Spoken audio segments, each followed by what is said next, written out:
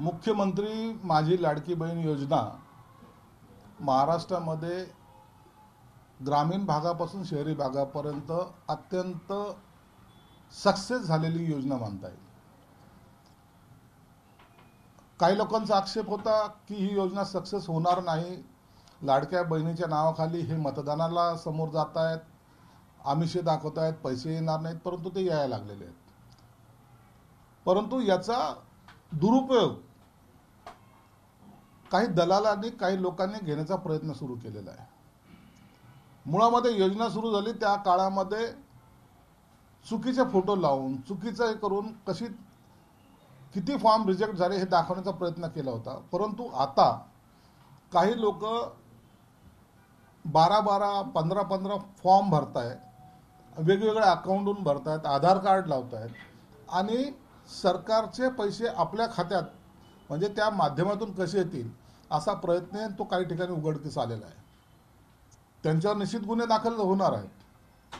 परंतु या योजनेला खीळ बसावी हा जो काही अनेक विरोधी पक्षांच्या लोकांचा जो प्रयत्न आहे तो आम्ही सक्सेस होऊ देणार नाही, एवढं मात्र निश्चित आहे. मुख्यमंत्री लाडकी बहीण योजना ही पूर्णपणे सक्सेस योजना ही कायम चालू राहणार आहे. आणि असे जे काही मधले दलाल किंवा इतर जे फसवणारे लोक आहेत यांना जेलमध्ये जावं लागेल एवढं मात्र निश्चित आहे. यामध्ये कुणाचीही गय केली जाणार नाही. म्हणजे पुरुषांचे फॉर्म भरले ही विरोधी पक्षाचंच का असतं? अहो, त्या काही फॉर्मवर गाढवाचे चित्र, काही ठिकाणी काही आणखीन विचित्र असे चित्र त्यात टाकलेले आहेत, असे फॉर्म असे आलेले आहेत. म्हणून याच्यावर संशय हा विरोधी पक्षाच्या काही लोकांवर जातो निश्चित आहे. आणि ही योजनेमध्ये कसा खंड पडावा किंवा ही योजना कशी बाहेरगाळावी असा सुद्धा काहीचा प्रयत्न आहे. परंतु तसं काही होणार नाही. सरकार त्याची पूर्णपणे काळजी घेते. आता हे पुरुष स्वतःचा आधार कार्ड सगळं वापरतात, फक्त महिलांचे फोटो लावतात. त्यांचाही प्रयत्न असा आहे की त्यांनाही पैसे मिळावेत म्हणून चालत नाही. म्हणजे हे प्रयत्न असा केल्याने होत नसतो. ज्या महिलांच्या ज्या भगिनींच्या नावाने ही योजना आहे त्यांना ते पैसे मिळाले पाहिजे हा सरकारचा प्रामाणिक हेतू आहे. विद्यार्थी असेल त्यांच्यासाठी वेगळ्या योजना आहेत, वयोवृद्ध असतील त्यांच्यासाठी वेगळ्या योजना आहेत. आणि ह्या सगळ्या योजनेमध्ये प्रत्येकाचा सहभाग हा प्रत्येक नागरिक घेतोय. परंतु हे जे काही ब्लॅकमेलिंगचे जे प्रकार आहेत, आपलं आधार कार्ड लावून महिलांचे फोटो लावणे आणि त्या बँकेला लिंक करणे हा जो काही 420चा जो प्रकार आहे तो मात्र खपून घेणार नाही. त्यांच्यावर हे गुन्हे दाखल केले जातील. आज सामनाच्या अग्रलेखामध्ये सरन्यासाची आरती म्हणून एक जो अग्रलेख लिहिला त्यावर खूप टीका करण्यात आलेली आहे. शेवटचा दिवस सुद्धा चौथा कंबर सुद्धा पडलेला आहे असं म्हटलेलं आहे. तर बघा, उठावा गटाच्या त्या लोकांना दुसरं काहीच सुचत नाहीये. एक गणरायाचं आगमन, त्यामध्ये पंतप्रधानांनी घेतलेली सरन्यायाधीशाच्या घरी जाऊन भेट आणि केलेली आरती हा एवढा मोठा काही चर्चेचा विषय झालेला आहे की आता काही न्याय मिळणारच नाही असं सगळं काही जे काही मांडलं जातं ते सगळं चुकीचं आहे. न्यायदान करताना न्यायमूर्तीच्या खुर्चीवर बसलेला व्यक्ती याला नाव नसतं, याला धर्म नसतो, याला जात नसते, याला कोणता पक्ष नसतो. तो न्यायमूर्ती म्हणून न्यायदानाचं काम करत असतो. आणि असे अनेक न्यायमूर्ती आपल्या देशात होऊन गेलेले आहेत. कुणाशी जवळकीक असावी किंवा कुणाशी आणखीन काही संबंध असावे त्याचा आणि न्यायदानावर कोणताही त्यांचा परिणाम होत नाहीत. असे अनेक न्यायमूर्ती या भारतामध्ये होऊनही गेलेले आहेत आणि आजही आहेत. म्हणून न्यायदानाच्या प्रक्रियेमुळे आरतीला गेल्यामुळे काही परिणाम होईल असं जे काही तर्कविरुद्ध लढवत आहेत हा मूर्खपणाचा कळस आहे. एक भावना जी असते गणराया संदर्भातली भावना की आपल्या घरी कोणी येऊन आरती करावी किंवा आपण कोणाच्या घरी जाऊन आरती करावी याच्यामध्ये गैर मानण्यासारखं काही नाही. महाराष्ट्रामध्ये सुद्धा जर तुम्ही पाहिला मुख्यमंत्र्याच्या घरी गणपती बसलेत, देवेंद्र फडणवीसच्या घरी गणपती बसलेत, अनेक विरोधी पक्षाचे नेते सुद्धा तिथं जाऊन भेटत आहेत, अनेक राजकीय असेल बाकी क्षेत्रातले लोक असेल इंडस्ट्रीजमधले लोक असतात जाऊन गणपतीचं दर्शन घेतात. याचा अर्थ असा होत नाही की हे यांचा बाकी सगळ्या गोष्टीचे संबंध त्यात जोडू नका. विरोधी पक्षाचा एखादा नेता जर मुख्यमंत्र्याच्या घरी गेला म्हणजे त्याचे राजकीय बाकी जे काय पक्षाच्या पॉलिसी त्या संपल्या आणि आता त्यांचं गळाभेट झाली असा त्याचा अर्थ घेणार का? असं होत नसतं. तो सार्वजनिक आहे. सार्वजनिक कार्यक्रमामध्ये सर्वजण जरी एकत्र आले तरी सगळ्यांची भूमिका ही वेगवेगळी असते आणि त्याच पद्धतीने सर्वोच्च न्यायालयाच्या न्यायमूर्तीच्या घरी पंतप्रधान गेले काय किंवा इतर कोणी गेले काय तर त्याचा आणि त्यांच्या असलेल्या कामाचा कुठेही संबंध जोडता कामा नये. ह्या अशा गोष्टी केल्यामुळं बाबासाहेब आंबेडकरांनी लिहिलेल्या घटनेवर तुमचा विश्वास राहिलेला नाही किंवा न्यायमूर्ती न्यायदान करताना कुणाच्या तरी बाजूने न्याय देतात असा जो तुमचा गैरसमज झालेला आहे हे मला वाटतं घटनेचा अपमान आहे. स्वतःचे वडील शोधून त्यांनी नवीन वडील शोधले. भाग्यश्री आत्रामच्या शरद पवार गटातील प्रवेशानंतर धर्मराव बाबा आत्राम यांनी प्रतिक्रिया दिली. हे बघा, हे बाप मुलीचं भांडण आहे. मुलीने बापाला काय बोलावं आणि बापाने मुलीला काय बोलावं त्या वाटतं त्या कौटुंबिक भांडणामध्ये आमच्यासारख्यांनी पडणं उचित नाही. बाळासाहेब थोरातांनी राहुल गांधीवरून जे काही भाजपने रान उठवलेले विरोधात, परंतु ते आरक्षण संपवणार असं म्हटलेच नाही. खोटी माहिती पसरून भाजप आकारतांडव करते असं जगाने पाहिलंय. राहुल गांधी परदेशात जाऊन काय बोललेत हे सगळं तुमच्या चॅनलच्या माध्यमातून जगाने ऐकलेलं आहे. कसं डिनाय करू शकता? हे कॅमेऱ्यावर आलेलं आहे ना. हे काय ट्विट केलेलं नाही किंवा कुठेतरी सांगितलेलं आहे, कोणाच्या कानात बोललेलं नाही. हे सगळं समोर आलेलं आहे. ज्यांनी लोकसभेला राज्यघटना बदलणार म्हणून मोदीवर आक्षेप घेतला ते आता परदेशात जाऊन आम्ही हे आरक्षण रद्द करणार हे इतका मोठं स्टेटमेंट दिलेलं आहे. मला वाटतं बाबासाहेब आंबेडकरांच्या घटनेला कधीही काँग्रेसने मानलेलं नाहीये. त्यांना ही घटना मान्यच मुळात नाहीये आणि म्हणून ज्या दलित समाजाला आरक्षण दिलेलं आहे, ओबीसी समाजाला आरक्षण दिलेलं आहे, एसटी असतील, एनटी असतील, व्हीजेएनटी असतील, त्यांचं आरक्षण रद्द करण्याचा डाव हे स्पष्टपणे त्यांनी सांगून दाखवलेलं आहे की आम्ही हे आरक्षण सर्वांचंच रद्द करणार आहोत. म्हणजे इतरांना द्यायचं तर दूरच राहिलं, मराठा समाजाला द्यायचं तर दूरच राहिलं, परंतु जे आहे ते आम्ही रद्द करणार आहे. म्हणजे एकंदरीत बाबासाहेबांच्या राज्यघटने बदलणं हा तर भाग वेगळा होता. हे अख्खी राज्यघटनाच मानायला तयार नाहीत हे काँग्रेसचं केलेलं विधान आहे. म्हणून बाळासाहेब थोरातांनी याच्यावर किती जरी ओरड केली तरी आता काँग्रेसची काय भूमिका आहे हे लोकांना कळालेलं आहे. लालबागच्या चरणी दर्शन घेण्यासाठी देशभरातले भाविक येतात, पण तिथे व्हीआयपीला वेगळा नाही आणि सर्वसामान्य भक्तासाठी नाही. तुम्ही बघताय त्याच्यावर काय सांगा? बघा, लालबागचा राजा हा फक्त मुंबईपुरता नाही, महाराष्ट्रापुरता नाही तर देशामध्ये प्रसिद्ध आहे. म्हणून काही व्हीआयपी येतात. निश्चित त्यांना व्हीआयपींना वेगळी ट्रीटमेंट दिली जाते आणि द्यावी त्यात दुमत नाही. परंतु सर्वसामान्य माणूस जेव्हा 15-15, 16-16 तास त्या लाईनीत उभे राहून दर्शनाला जेव्हा जातो, तो कालचा जो व्हिडिओ आलाय त्याच्यावर खरं तर चुकीचं आहे. हा प्रकार चुकीचा आहे. त्याच्या मान धरून जे काय ओढल्याचं चित्र दाखवलं गेलेलं आहे, तिथलच्या मॅनेजमेंटने सुद्धा याची म्हणजे काळजी केली पाहिजे. 18-18, 20-20 तास लाईनीत उभं राहून माझ्या लालबागाचं दर्शन घ्यायचं आणि त्याला ज्या पद्धतीने पुश केलं जातं असं न करता त्याला दर्शन करून द्यावं असं माझं मत आहे. आणि कृपया सर्वसामान्य माणूस आहे म्हणून लालबागचा राजा त्याचा नाही असं समजणं चुकीचं आहे. म्हणून इमोशनली व्हीआयपीला तुम्ही जे काही ट्रीटमेंट देतात तो तुमचा भाग आहे, द्या, परंतु सर्वसामान्याला सुद्धा त्या पद्धतीचा न्याय द्यावा अशी माझी अपेक्षा त्यांच्याकडून आहे. लक्ष्मण हाके ओबीसी नेते म्हणतायत की एकनाथ शिंदे फक्त मराठा मुख्यमंत्री आहेत, मराठ्यांचे मुख्यमंत्री. लक्ष्मण हाके म्हणतात एकनाथ शिंदे हे मराठ्याचे मुख्यमंत्री आहेत. जरांगे पाटील म्हणतात मुख्यमंत्री आमच्यासाठी काही करत नाहीत.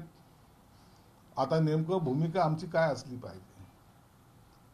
मराठा समाजाला 40 वर्षापासून जे रखडत ठेवलंय, जो सर्वसामान्य मराठा समाजातला माणूस आहे, जो आज विद्यार्थी असेल, शेतकरी असेल, जो रसात तळाला गेलेला आहे, ज्याचं भवितव्य अंधारात आहे आणि ज्यांचे कुणबीचे सर्टिफिकेट दिल्या जात नव्हते ते द्यायचं काम मुख्यमंत्री एकनाथ शिंदे साहेबांनी केलंय. म्हणून न्याय द्यायचं कामाला जर तुम्ही मराठा समाजाचा मुख्यमंत्री म्हणत असाल तर ते गैर आहे. दुसरी भूमिका शिंदे साहेबांनी स्पष्टपणे घेतलेली आहे की आम्ही ओबीसी समाजाच्या आरक्षणाला कुठेही धक्का लावू देणार नाही हे स्पष्टपने मुख्यमंत्र्यांनी सांगितलेलं आहे. आणि म्हणून मराठा समाजाला न्याय देताना त्यांना योग्य तो न्याय दिला गेला पाहिजे. ओबीसी समाजाच्या आरक्षणाला कुठे धक्का न लागता त्यांना सुरक्षितता वाटली पाहिजे. या दोन्ही भूमिकेत मुख्यमंत्री एकनाथ शिंदे चालत आहेत. म्हणून ते मराठा समाजाचे, दलित समाजाचे, इतर समाजाचे असे ते मुख्यमंत्री आहेत. त्याचा सर्व समाजाचा असलेला मुख्यमंत्री म्हणून आज महाराष्ट्र त्यांच्याकडे पाहतोय आणि त्यांच्याकडून अपेक्षा ठेवतोय. म्हणून आज मुख्यमंत्र्याची जी लोकप्रियता वाढते ते सर्व समाजाला बरोबर घेऊन जातो. अशा मुख्यमंत्री इमेज असल्यामुळे म्हणून कुणीही असा गैरसमज करून घेऊ नये. मुख्यमंत्री हे मुख्यमंत्री आहेत आणि सर्व यातील महाराष्ट्रातील सर्व जनता ही त्यांची आपली आहे. एक कुटुंब म्हणून त्यांची चाललेली ही वाटचाल आहे. शिवसेनेने तुमच्यावर आक्रमक भूमिका घेतलेली आहे. तुमच्यावर पोलीस आयुक्ताकडे तक्रार केली की तुम्ही धमकावतात, पोलीस आयुक्ताच्या नावाने भीती घालतात, कार्यकर्त्यांना खोट्या तक्रारी कार्यकर्त्याच्या विरोधात करतात, असं धमकावल्याच्या तक्रारी पोलीस आयुक्ताकडे करण्यात आलेल्या आहेत. आता यांना हे मुंबईचं लोन इथपर्यंत आलेलं आहे. मी जर कुणाला धमकवत असेल, तशी जर एखादीची तक्रार असेल तर मला दाखवा. आम्ही 2 नंबरचे धंदे किंवा प्लॉटिंगचे किंवा कंपनी बंद पाडायचे किंवा हप्ता वसुलीचा हे धंदे आम्ही केलेले नाहीत. आणि जे करतायत ते जर माझ्या विरोधात असं ऑब्जेक्शन घेत असेल तर आमचे इथलचे मतदार हे सुज्ञ आहेत, त्यांना माहिती आहे. ज्यांनी कंपन्या बंद पाडल्या, ज्यांनी हप्ते वसूल केले, ज्यांनी बलात्कारांच्या केसेस ज्यांच्या कार्यकर्त्यावर आहेत, त्यांना माझ्या मतदारसंघामध्ये मी अशी दादागिरी करू देणार नाही, हे तेवढं सत्य आहे.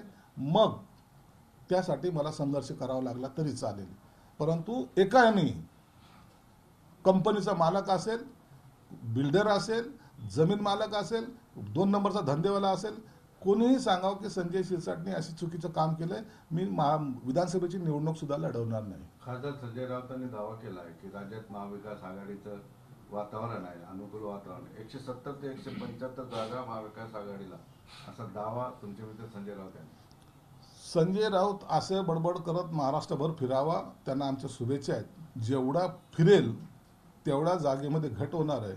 175 नाही, पण 75चा आकडा क्रॉस करणार नाही अशी स्थिती संजय राऊत निश्चित करू शकतो. एवढी ताकद त्याच्यात आहे. म्हणून जेवढी बडबड जास्त तेवढं मतदानावर परिणाम. नागपूर ऍक्सिडेंट खेड आळंदीची विधानसभा जर आपल्या वाटेला आली तर तुम्ही दिलीप मोहितेंना आमदार करा, मग मी तुमची मंत्रिपदाची इच्छा पूर्ण करतो. आता हा माझा निर्णय आहे, कारण आता मीच साहेब आहे, असं अजित पवार म्हणाले. अजितदादा त्यांच्या पक्षाचे साहेब आहेतच ना, हे कुणी नाकारलंय का? माझ्या पक्षाचे साहेब एकनाथ शिंदे साहेब आहेत, भाजपचे साहेब देवेंद्र फडणवीस साहेब आहेत. म्हणून त्यांच्या साहेबाबद्दल आम्ही कुठेही ऑब्जेक्शन घ्यायचं काही कारण नाही. आणि ज्यांना निवडून द्यायचं ते त्यांनी त्यांच्या कार्यकर्त्याला केलेलं आव्हान आहे. ते काय प्रतिसाद देतात त्याच्यावर त्यांचं सर्व अवलंबून असणार आहेत. म्हणून त्यांना कार्यकर्त्याला वक्तव्याला आक्षेप घेण्याचं काही कारण नाही. नागपूर ऍक्सिडेंटमध्ये अजमेर यात्रा गावातली गाडीतल्या पोरांनी दारू पिली होती हे समोर आलं, पण संकेत बावनकुळेचे काही मेडिकल होत नाही, त्याच्यामुळे विरोधी पक्षाने टीका केली. काय झालेलं आहे, मुलगा बावनकुळेचा आहे ना, म्हणून काहीतरी आपल्याला त्याला स्टोरी. आजकाल तर मी पहिल्यांदा पाहतो असं की पोलीस स्टेशनमध्ये जाऊन PIला जसं तो आरोपीच्या पिंजऱ्यात आहे असे प्रश्न उत्तरं विचारणारे मी आज पहिल्यांदा या महाराष्ट्रात पाहतोय. बावनकुळेचा मुलगा आहे, पोलिसाला तपास करू द्या ना. त्या तपासामध्ये जर काय आपल्याला शंका असेल तर निश्चित त्याच्यावर आक्षेप घ्या. राज्यघटनेच्या विरोधात जर कुणाची कृती असेल तर त्याच्यावर आक्षेप घेणे आपलं काम आहे, ते करा. परंतु टार्गेट ठेवून एखाद्याला तुम्हीच न्यायमूर्ती होण्याचा जर प्रयत्न करत असाल, तुम्हीच आरोपीला फाशी द्यायच्या प्रयत्नात असाल तर असं चालत नाही. ही घटना आहे, बाबासाहेब आंबेडकरांची घटना आहे, त्याचा आदर करा. आणि चुकीचं काही होत असेल तर ते जरूर त्या ठिकाणी भांडा. परंतु आम्ही म्हणतोय म्हणून कुणाला फाशी द्या हे घटनेत लिहिलेलं नाही आणि त्या घटनेच्या बाहेर कोणताही अधिकारी जाणार नाही. एक विषय असा आहे की मनसेनं अजमेर यात्रा आयोजित केलेली आहे, त्यामुळं मनसेची मुस्लिमांची भूमिका मोबाळ झाली का अशी चर्चा सुरू आहे. पंढरपूरमधल्या मुस्लिम बांधवांसाठी अजमेर यात्रेचं आयोजन मनसेने केलेलं आहे, आता काय? तेथील मुस्लिमांचा त्या आमदाराशी असलेला संबंध, मुस्लिम समाजाशी कुणाचंही भांडण नाही. शिवसेना प्रमुखाची जी भूमिका होती की या देशातला मुस्लिम आमचा आहे, परंतु इथं राहून जर तो पाकिस्तान जिंदाबाद म्हणत असेल तर तो आमचा दुश्मन आहे, हे मानणारी भूमिका आजही आमची आहे. परंतु या लोकसभेला त्याच उबाठा गटाच्या रॅलीमध्ये पाकिस्तानचा झेंडा घेऊन नाचत जाणाऱ्या लोकांवर कोणी ऑब्जेक्शन घेतलं नाही. त्या टायमाला त्यांना त्या मताची गरज होती. आणि मग आज जर कोणी काही करायला लागलं तर ती मतं आता आपल्यापासून सुद्धा डायव्हर्ट होतात की काय, या भीतीपोटी काही लोक आता याचं वादळ उठवण्याचा प्रयत्न करतायत. परंतु एक आहे, भूमिका आमची स्पष्ट आहे. या देशाचा जो नागरिक आहे, जो या देशाचा खातो, इथं राहतो आणि भारत माता की जय म्हणतो, तो आमचा. जो पाकिस्तान जिंदाबाद म्हणत असेल तो आमचा नाही. ही स्पष्ट भूमिका आहे आणि त्याच्या विरोधात आम्ही निश्चित राहू. उद्धव ठाकरे जेव्हा नमाज पठणाच्या स्पर्धा, त्यांची जी शिवसेना नमाज पठणाची स्पर्धा घेतात तेव्हा तुमच्याकडून टीका केली जाते. जनाब उद्धव ठाकरे अशा पद्धतीचे बॅनर वगैरे लावण्यात येतात. मात्र तुमच्याच यामिनी जाधव तुमच्या पक्षात त्यांनी बुरखा वाटप केलेला आहे. भाजपानं आक्षेप घेतला. बुरखा वाटप केला त्यांच्या मतदारसंघामधल्या महिलांना आणि त्या महिलांनी येऊन तो घेतलेला आहे. जर त्यांनी ऍक्सेप्ट केला नसेल तर भाग वेगळा आहे. परंतु त्या मताच्या राजकारणावर तुम्ही तुमचा उमेदवाराच्या जो काही बँडबाजा वाजवत तुम्ही रॅली काढली की आता सर्व आमच्या बरोबर आहेत, मग त्यांनी आक्षेप घ्यायचं काय कारण आहे? त्या मतदारसंघामध्ये ज्यांच्या सर्व लोकप्रतिनिधी या नात्याने त्यांनी केलेलं काम आहे आणि मला वाटतं त्यांच्या मतदारसंघापुरतं ते मर्यादित आहे, म्हणून त्याला आक्षेप घेण्याचं काही कारण नाही आहे. पाकिस्तानचा झेंडा घेऊन मिरवणूक काढण्यापेक्षा एखाद्याची मदत केली तर त्याला गैरमान्यात काय होईल? एकीकडे नितेश राणे जे भाजपचे आमदार आहेत, तुमचे मित्रपक्ष, ते म्हणतात की मुस्लिमांशी व्यवहार तोडा, ते मुस्लिम काफिर म्हणतात, संपवतात, असं धर्म परिवर्तन करतात, त्यामुळे त्यांच्याशी व्यवहार संपवा. तर दुसऱ्या बाजूला तुमच्याच युतीमधले यामिनी जाधव आहेत, ते बुरखा वाटप करतात. म्हणजे विरोधाभास, म्हणजे युतीमध्ये एकी नाही असं काही आहे? नितेश राणे हे भाजपचे नेते आहेत. नितेश राणेने काय भूमिका घेतली ते भाजपच्या भूमिकेशी अनुसरून असू शकते, परंतु यामिनी जाधवनी जी काय भूमिका घेतली ती त्याच्या मतदारसंघापुरती आहे. म्हणून त्या दोघाही भूमिकेशी सर्वच जण सहमत असतात असं ते काही भाग नाही आणि आम्ही त्या सर्व भूमिकेशी सहमत आहोत असंही समजण्याचं काही कारण नाही. पण यामिनी जाधवच्या भूमिकेवर भाजपानं आक्षेप घेतला. तर घेतलं असेल ना त्यांनी आक्षेप नोंदवणं, हा त्यांचं काम आहे, त्यांच्या पार्टीची ती लाईन आहे. ठाकरे गटाकडून आमदार अपात्र प्रकरण मेन्शन केलं जाणार आहे. सुनावणीसाठी विशिष्ट तारीख ठाकरे गट मागणार आहे. सुनावणीसाठी ठाकरे गट विशिष्ट तारीख जरी मागत असेल तर ते ठरवण्याचा अधिकार हा न्यायमूर्तीचा असतो. त्यांना तारीख द्यायचं म्हणजे काही हे न्यायमूर्ती नाहीत. यांनी मागणी करावी, न्यायमूर्ती त्याचा योग्य तो निर्णय घेईल. कोर्टाच्या कामामध्ये हस्तक्षेप करायचा कुणालाही अधिकार नाही आहे. तो एमपीचा प्रश्न आहे. राष्ट्रवादीच्या आमदार अपात्र प्रकरणी सुनावणी लांबणीवर पडली. सुनावणीसाठी तात्पुरती 15 ऑक्टोबर लिस्टेड करण्यात आली. अजित पवार गटाच्या आमदार अपात्रासाठी जयंत पाटील यांनी याचिका दाखल केली. याचिका दाखल केली, त्याच्यावर कोर्ट निर्णय घेईल. त्यावर आज भाष्य करणं योग्य नाही. एमपीमध्ये डिफेन्सच्या अधिकाऱ्यांना मारहाण झाली, त्यांच्यासोबत असलेल्या त्यांच्या सहकारी महिलेवर बलात्काराची घटना घडली सामोरे. राहुल गांधींनी ट्विट केलंय की भाजप प्रणित राज्यांमध्ये कायदा सुव्यवस्था राहिलेली नाही. अशा घटनेचा कोणीही सपोर्ट करत नाही, याची निंदा प्रत्येक पक्षाचा माणूस करत असतो. घटना घडली ती चुकीची आहे, त्याला आरोपीला पकडलं गेलं पाहिजे, त्याच्यावर शिक्षा झाली पाहिजे. हे सर्वच भारतीयांचं मत, कोणत्याही पक्षाचं असो, हे मत असतं. एखादी घटना घडली म्हणून त्यांना एखाद्या राजकीय पक्षाशी जोडणं हे गैर आहे. विधानसभा निवडणुकीच्या पार्श्वभूमीवर पार्थ पवार ऍक्शन मोडवर आलेले पाहायला मिळतात. त्यांनी दर्ग्यावर चादर चढवली. सगळेच ऍक्शन मोडवर आलेले आहेत. आता प्रत्येकाला निवडणूक लढवायची. आता कोणी काय करतील हे तुम्हाला आता 8-15 दिवसात दिसेल. म्हणून प्रत्येकाची ऍक्शन आणि किंवा प्रत्येकाचं केलेलं त्यांनी काही काम हे याचा प्रत्येक गोष्टीवर जर चर्चा करत बसलं तर 288 आमदारची चर्चा करावी लागेल. म्हणून हे निवडणूक आहे, याला आता हा बाजार भरतोय, हा उठेल कसा यावर सर्व अवलंबून असणार आहे. धारावी पुनर्विकासचा नारळ गुपचूप फोडला याची टीका केली जाते. गुपचूप फोडण्यामागचं काय कारण आहे का? खरंच गुपचूप फोडला गेला असं काही नाहीये. योग्य त्या प्रकारे भूमिपूजन झालं, नारळ फुटल्या गेलेला आहे. अनेक वर्ष ज्यांनी नाल्यामध्ये एका छोट्याशा रूममध्ये आपलं आयुष्य कंटलं पिढ्या, त्या लोकांना आता सन्मानाचं घर मिळणार आहे, ही आनंदाची बातमी आहे. आणि मला वाटतं याचा यशस्वी प्रयोग आता सुरू झालेला आहे. धारावी म्हणलं तर झोपडपट्टी, धारावी म्हणलं तर घाण, धारावी म्हणलं तर रोगराईचं ठिकाण आता हे सर्व चेंज होऊन एक धारावी, एक आदर्श सोसायटी त्या ठिकाणी तयार होते आणि मला वाटतं हे धारावीकरांना सुद्धा त्या गोष्टीचा आनंद आहे. अमेरिकन निवडणुकीचं प्रतिबिंब आता भारतात पडतंय काय? कमला हॅरिस या भारत विरोधी भूमिकेचे आहेत असं मानलं जातं तिथले उमेदवार, आणि राहुल गांधी त्यांना नेमके भेटले. राहुल गांधी खुदच भारत विरोधी आहे. दरवेळेला चायनाला जाऊन भारताच्या विरोधात बोलतात, कधी अमेरिकेला जाऊन बोलतात. मुळामध्ये राहुल गांधीच्याबद्दल जास्त बोलण्याला काही गरज नाही. हे बाहेरचे पार्सल असल्यामुळं त्यांनी ह्या भूमिका मांडणं त्यांच्यासाठी ते योग्य आहेत. म्हणून हॅरिसला भेटणं हे काही विशेष बाब नाही आहे. सर, मुंबईतील 36 जागापैकी महाविकास आघाडीतील 5 जागांवर कोणीही दावा केला नाही, जिथं भाजपचे आमदार आहेत. त्या जागा म्हणजे मलबार हिल, विर्ले पार्ले, चारकोप, बोरिवली आणि मुलुंड. म्हणजे महाविकास आघाडीने त्या ठिकाणी त्यांचा पराभव आता आजच्याच घडीला मान्य केलेला आहे.